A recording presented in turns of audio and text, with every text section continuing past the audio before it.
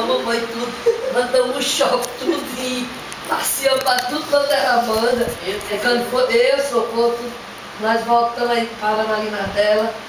Vamos descer aqui tomar um suquinho, mamãe, vamos.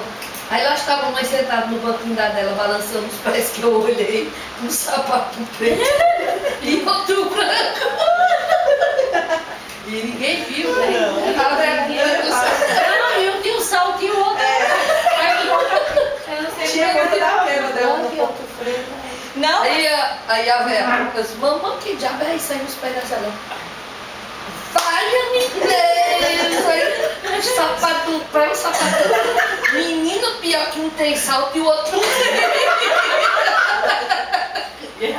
Andou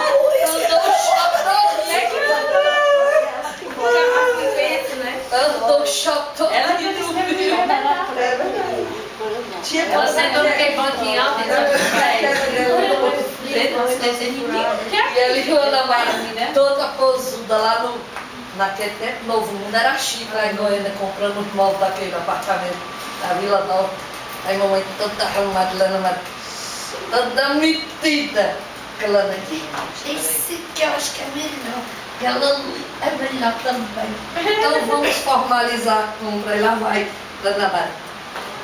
E mamãe atrás. De repente, eu fui olhando assim, lá estava a mamãe.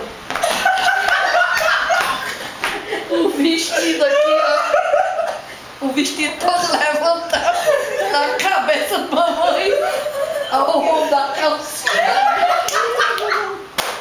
E o vendedor com uma calculadora na mão, sabe?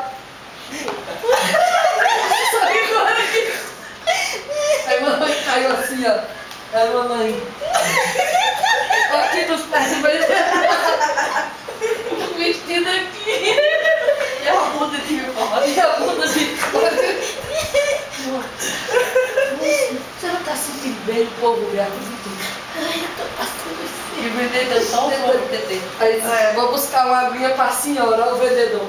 Não, vou buscar uma aguinha pra senhora. O som do vendedor.